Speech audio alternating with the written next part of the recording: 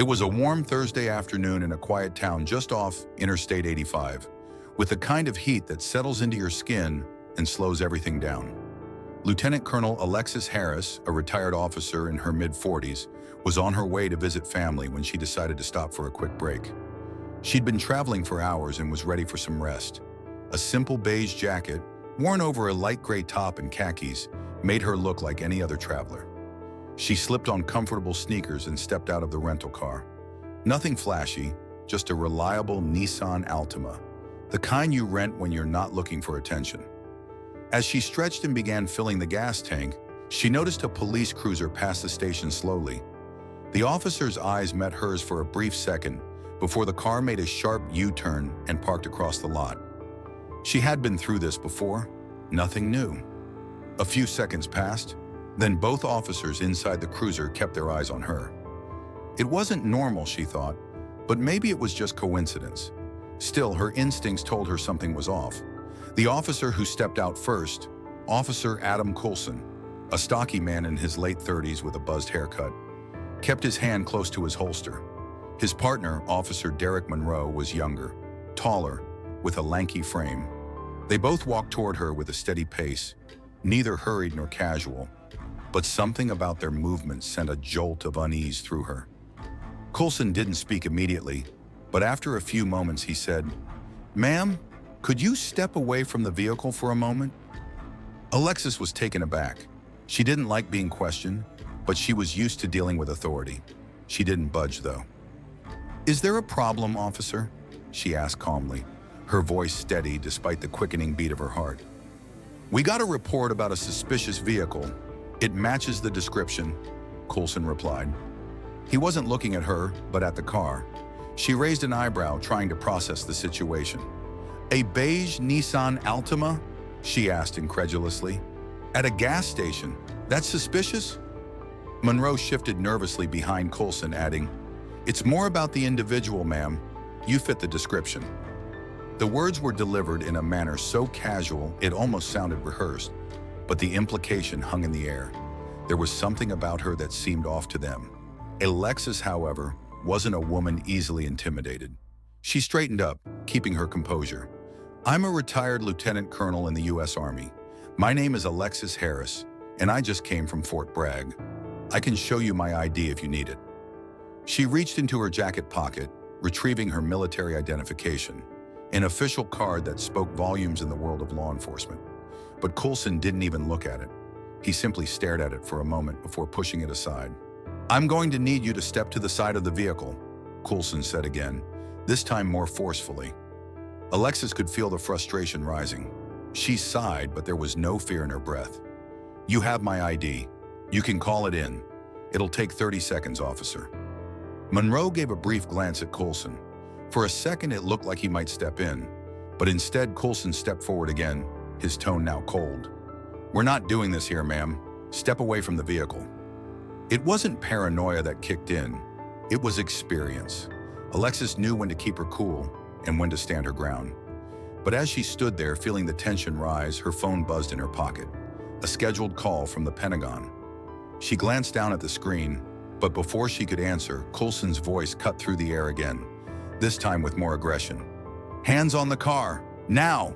Coulson barked. She didn't move. Alexis stood still, her gaze unwavering. "You're making a mistake," she said quietly but firmly. Monroe's hand hovered over his cuffs. "Ma'am, we're not asking again." Before she could react, the officer's hands grabbed her arms roughly, shoving her against the car. The cold metal of the Altima dug into her back as she tried to steady herself. It was quick, aggressive even, but the worst part was the feeling of helplessness. Monroe fumbled with the cuffs as Alexis's phone slipped from her grip and hit the ground. Still on, the phone broadcasted everything. Her call with the Pentagon continued to hum through the line, faint but still audible. It was too late for the officers to notice. "Lieutenant Colonel Harris, can you hear me?" The voice on the phone crackled, urgent but fading. Coulson didn't hear it, but Monroe did. He glanced down at the phone but ignored it, choosing instead to wrestle her into the back of the squad car. Alexis didn't flinch. She wasn't interested in pleading for her freedom. She wasn't about to beg. Instead, her silence spoke volumes. She knew the reality of being black in America, and she knew what was happening right now had nothing to do with her actions, but everything to do with her appearance. As the car doors slammed shut, her mind raced, but there was no time to think through every detail. All she could do now was wait. Meanwhile, on the other end of the line, the Pentagon had already taken notice, and the situation was about to escalate far beyond what either officer had expected. Back at the Pentagon, Lieutenant Colonel Sarah Moore sat at her desk in the E-ring, reviewing intelligence reports when a sudden muffled sound caught her attention. It was faint at first, just a low static hum, but as she leaned in closer, the unmistakable voices of a man and woman filtered through the line. She recognized it immediately. The call was coming from Lieutenant Colonel Alexis Harris's phone. Her heart skipped a beat as she listened intently, hearing the faint scuffling sounds of a struggle. The officers' voices were becoming louder, commanding and aggressive, and Alexis's calm but firm tone cut through the chaos. "You're making a mistake," she said, her voice steady despite the escalating situation. "Lieutenant Colonel Harris, can you hear me?" Sarah asked almost instinctively, her fingers hovering over the phone's controls as she tried to make sense of the distorted noise. She knew something was terribly wrong. A tightness gripped her chest as the muffled scuffling continued, followed by a sharp voice from one of the officers. "Hands on the car! Now!" Sarah's pulse quickened. She clicked a button on her secure desk phone and patched herself through to Colonel Derek Holt, her superior, without hesitation. "Colonel Holt, this is Moore. I think there's an issue with Harris. She's being detained by local police officers in Virginia. The call is coming through now." Holt, who had been speaking to a defense contractor about satellite upgrades, paused. The seriousness of Moore's tone broke through his focus, and he snapped to attention. "What's happening?" he asked, his voice strained. "I don't know, sir, but it sounds like she's being manhandled by 2 officers at a gas station near Petersburg, Virginia. I need military liaison services on this immediately," Sarah said, her fingers moving swiftly as she sent urgent communications to the proper channels. On the other end of the line, Colonel Holt's expression darkened. He was already pulling up the map of the area. "Get the liaison service on the line and patch me into local law enforcement," he ordered. Seconds later, the phone clicked, and Sarah's eyes widened as she listened to the frantic exchange on the other end. A woman's voice echoed through her earpiece. "Lieutenant Moore, this is Military Liaison Services. We are tracking the location. We've already notified the Virginia State Police. We're pulling them in." Sarah barely had time to process the news before another call came through from the Pentagon's Operations Center. "Lieutenant Colonel Moore," the voice on the line said, "we've confirmed Harris's identity. She's a retired officer with commendations. This is a serious situation." Sarah's eyes narrowed as she glanced at the display on her phone. "What's the status on the local law enforcement?" she asked. "On it," came the quick reply. The response was clipped, professional. Sarah could feel the weight of the moment. It was no longer a small-town misunderstanding. This was escalating quickly, and the officers involved had no idea they were about to step into a bigger mess than they could handle. Back at the gas station, as the phone continued to broadcast from the pavement, the tension between the officers and Alexis grew thick. Officer Coulson was now leaning in close to her, his voice sharp with frustration. "You're under arrest," he barked, his hand still hovering over his gun. Alexis didn't flinch. She wasn't going to give them the satisfaction of fear. She wasn't just a random woman at a gas station. She was someone who had worn the uniform for decades. She had earned the right to be treated with respect, but right now that was the last thing she was getting. In the back of the squad car, Alexis remained silent. She had learned long ago that silence was often the best tool in situations like this. She wasn't going to argue with them. She wasn't going to make this about her. She knew the game, the way the world worked for people who looked like her, for people who weren't given the benefit of the doubt, no matter their rank or status. Her mind raced, but there was nothing she could do. They had her in cuffs. They had her contained, at least for now. But what neither Coulson nor Monroe knew was that they had just crossed a line. The Pentagon was listening. Military liaisons were already on their way. This wasn't going to end in a quiet exchange. It was about to get a lot bigger than they ever could have imagined. Meanwhile, the video shot by a bystander, Tasha Carter, had already started circulating. She'd been in the convenience store next to the gas station when when she saw the officers push Alexis into the squad car. Without thinking, she'd pulled out her phone and started recording. Now the footage was live on social media, and the world was starting to take notice. The caption posted with the video read, "Two cops arresting a retired black military officer who says she's a colonel." Is this what we've come to? Tasha's post was going viral. Commenters were already tagging news outlets, civil rights groups, and anyone they thought might care. The conversation was beginning to shift. As the video picked up momentum, back at the sheriff's office in Dinwiddie County, Sheriff Doug Ellis was pulled from a meeting to address the growing situation. The dispatcher had informed him of the viral video, and the call from the Pentagon wasn't something to ignore. Ellis stood up abruptly, running his hand over his face in frustration. "This is not just another routine stop," he muttered. "We need to handle this carefully." It wasn't just the media who was starting to take notice. By now, the Virginia State Police had been alerted, and the authorities in Washington, D.C. were already preparing to respond. Things were spiraling quickly, and no one could quite predict where it would end. As news of the incident spread, the reaction from both local authorities and federal officials was swift and intense. In Washington, D.C., Colonel Derek Holt's office was buzzing with activity. The Pentagon's senior leadership had already been informed of the unfolding situation, and military liaisons were in full motion. In the midst of all this, Lieutenant Colonel Sarah Moore was on the phone with both her team and local Virginia State Police, coordinating the rapid response. "Colonel Holt, we need to make sure the Virginia State Police are on the ground immediately," Sarah said, her voice sharp with urgency as she tapped her pen against her desk. "I'm patching in the liaison now. This is not just a local matter anymore." Holt was pacing in his office, his eyes focused on the screen in front of him. "Get the press team ready.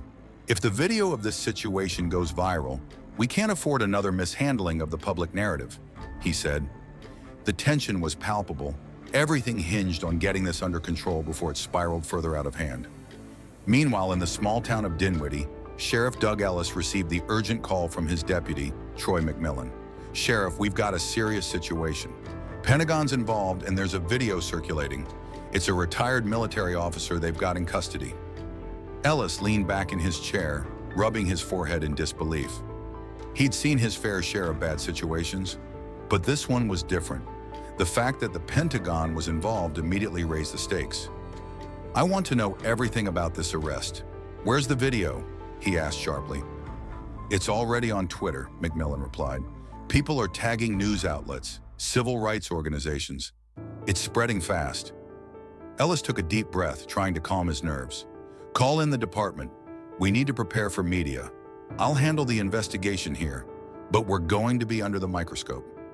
Back at the gas station, the officers had no idea just how quickly their actions were becoming a national issue. Officer Coulson was standing outside the patrol car, his arms folded across his chest as he looked at the squad car where Alexis was seated. His frustration was mounting, but he hadn't realized yet that his decision to detain Alexis would set off a chain reaction he couldn't control. Monroe, on the other hand, was starting to look more uncertain.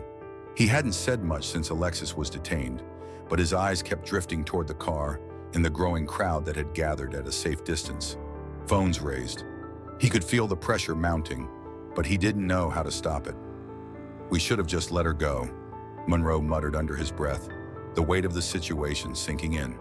"Shut it, Rayburn," Coulson snapped, clearly annoyed. "We've got a job to do." But even his words sounded hollow to him. It wasn't just about the procedure anymore. Something didn't sit right with him about the whole situation, though he couldn't quite put his finger on it. Back in the squad car, Alexis sat silently, staring ahead.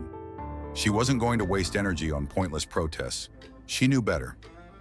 In this moment, her best bet was to wait it out. But she couldn't shake the thought that this wasn't just about a routine stop gone wrong. This was a lesson in something deeper. Racial profiling, bias, whatever it was, she knew it didn't end here. Suddenly, her phone buzzed again. It was a call from Colonel Holt. Her eyes flicked to the screen, and she quickly answered it, putting the phone on speaker. "Colonel Harris, we've confirmed your identity," Holt said urgently. "We've got people on their way. Stay calm. Help is on the way." Alexis nodded, though Holt couldn't see it. "I'm fine," she said evenly. "But this is bigger than me. It's about what's happening to people like me all over this country. I understand, Colonel. Stay with me. We're mobilizing the military liaison team now, and I'm in contact with local law enforcement. This will be resolved, I promise." As Alexis listened to the call, she could feel a small measure of relief. At least someone in the chain of command had her back. But she also knew this situation wasn't going to be over in just a few minutes. The phone call, though reassuring, also served as a stark reminder of the divisions that existed, the biases ingrained in the system. This was about more than her. It was a problem that reached deep into the fabric of American society. Back at the sheriff's office, Ellis was now in full crisis mode. He had just received an urgent message from the Pentagon. The letter from the military liaison services was clear. "Two of your officers are involved in detaining a retired officer with highly classified credentials.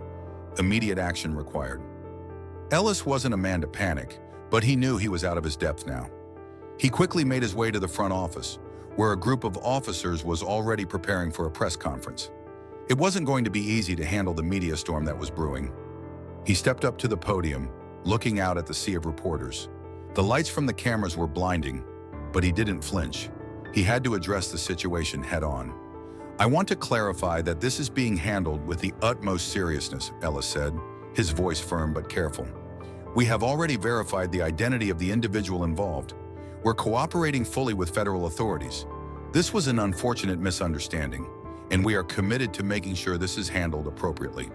But as Ellis finished his statement, the cameras kept flashing.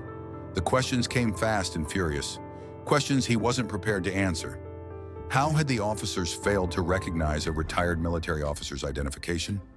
Why was there no immediate verification of her status? The questions kept coming, but Ellis knew he couldn't answer them all. Not yet. The situation was still unfolding, and the story had taken on a life of its own. Outside, the crowd was growing. People were starting to gather in protest, holding signs and chanting. The message was clear: respect isn't optional. And they weren't just there for Alexis Harris. They were there for every person who had ever been treated like this. As the days passed, the tension surrounding the incident only grew. The video of Alexis Harris being detained had gone viral, spreading across news outlets and social media platforms. The public outcry was deafening. Protesters gathered in the streets, demanding justice for the retired military officer who had been treated like a common criminal. The hashtag #Justice for Colonel Harris was trending, and the situation was quickly spiraling beyond anyone's control. Inside the Dinwiddie County Sheriff's Office, Officer Chris Rayburn sat in a small, dimly lit break room, staring at his phone. He had spent the last few days trying to avoid the media, but the damage had already been done. Every notification on his screen carried a new headline, his name next to words like racial profiling and police misconduct. His fingers hovered over the screen, ready to scroll, but he couldn't bring himself to do it. His eyes were red from lack of sleep. His mind replayed the events of that day over and over, and each time, he felt a sense of dread rise in his chest. He had been part of the team that detained Alexis Harris, but he knew, deep down, that something had been wrong from the start. "I didn't know who she was," he whispered to himself. "I didn't even think to check." His hands shook as he thought about how they had treated her, how he had stood by while Colson made decisions he now regretted. Rayburn had seen the ID, heard the name, and still he had chosen to stay silent, to follow Colson's lead. His phone buzzed again. Another notification, another headline. Veteran officer under fire for role in arrest of retired colonel. He closed his eyes, running his fingers through his hair. He couldn't escape it. The guilt was overwhelming. Rayburn wasn't a bad person. He hadn't meant for any of this to happen, but he knew better now. He had allowed his partner's actions, his partner's judgment, to override his own instincts. He had stood by as a woman who had served her country, was humiliated and detained for no reason other than the color of her skin. Across town, Officer Adam Colson was taking a different approach. He had been defensive in the early hours after the incident, brushing off questions from the press and dismissing any concerns. But the more he thought about it, the more his initial certainty began to unravel. He had been so sure of himself that day, sure that they were in the right. But now, as the media circus grew louder and the questions became harder to ignore, Coulson began to question everything. He sat in the locker room, slamming his locker shut. His thoughts swirled as he stared at his uniform hanging on the rack. He had been part of the team that detained a decorated military officer, a black woman, and he still couldn't shake the feeling that something had gone horribly wrong. "What the hell did I do?" Coulson muttered to himself, his voice filled with frustration and regret. He had been too quick to act, too eager to assert his authority, and now it seemed there was no escaping the fallout. His career, his reputation, was on the line. Back in Alexandria, Lieutenant Colonel Alexis Harris had been following the story, though she had made no public statements since the incident. She had seen the videos. She had read the comments. People were furious, and they had every right to be. But Alexis knew the media could easily turn her into a symbol of injustice. She didn't want to be a symbol. She wanted to be seen as who she was, a retired officer who had served her country, a woman who had done her duty and expected the same respect in return. She had no intention of speaking out until she could do so in a way that would matter. She wasn't ready to become part of the national conversation just for the sake of headlines. But the more she watched the officers, Rayburn and Coulson, come under fire, the more she realized that this wasn't just about her. It was about the system, about how black individuals, especially black military veterans, were treated when they were no longer in uniform, and that was something she could not ignore. Back at the sheriff's office, Sheriff Doug Ellis had seen the writing on the wall. He had been trying to keep things under control, but the department was already feeling the heat. The Pentagon had called again. Media outlets were demanding answers. The governor's office was getting involved. Everyone wanted to know why these officers hadn't recognized a retired military officer when they saw her ID, why they hadn't treated her with the respect she deserved. Ellis had spent the last few days getting briefed on every detail of the incident. He'd reviewed the body cam footage, the 911 calls, and the incident reports. And one thing was clear, something had gone terribly wrong that day. At his desk, Ellis picked up the phone and dialed his contact at the Pentagon. "Colonel Holt, I need to be clear on something," Ellis said, his voice low. "Are we looking at charges here? I can't avoid this much longer." Holt's voice on the other end was steady but firm. "Sheriff, we're taking this seriously. The investigation is ongoing, but I can assure you that the actions of your officers will be scrutinized thoroughly." Ellis sighed. He wasn't a man used to being caught off guard, but this situation had thrown him into a corner. He had been trying to keep the peace, to prevent a full-blown crisis, but now it seemed like there was no way out. "I'll do what I can to cooperate, Colonel," Ellis said, his voice grim, "but I can't control the public anymore. The pressure is mounting." As Ellis hung up the phone, he realized something that had been weighing on him since the beginning. This was bigger than just two officers. This was about systemic change, about holding law enforcement accountable, and about making sure this never happened again. And it wasn't just going to be a one-time fix. It was going to take more than apologies. It was going to take real action. The following week, Alexis Harris stood at the front of the National Museum of African American History and Culture in Washington, D.C. The weight of the moment wasn't lost on her. The room was filled with reporters, photographers, and onlookers, but the spotlight felt oddly distant. Alexis wasn't there for the cameras, and she wasn't there to seek sympathy. She was there to speak the truth. As the microphones adjusted, Alexis took a deep breath and stepped up to the podium, flanked by two retired generals and a Navy SEAL turned congressman. Her presence was commanding, but her expression remained unreadable. "I want to be clear," Alexis began, her voice steady and calm. "This isn't about me. This is about recognition. Not medals or salutes, but recognition of a person's humanity. Recognition of a person's right to exist without having to justify their worth." She paused, allowing her words to settle in the room. The silence was thick. Reporters scribbled furiously. Cameras clicked. But she remained focused. "For years, I've worn the uniform of this country. I've walked through war zones, negotiated in rooms most people never see. But a few days ago, I was reduced to a suspect, not for what I did, but for what I looked like at a gas station." Her eyes scanned the crowd. There was no anger in her voice, but there was a quiet intensity, a demand for accountability that hung in the air. The problem isn't just about one interaction.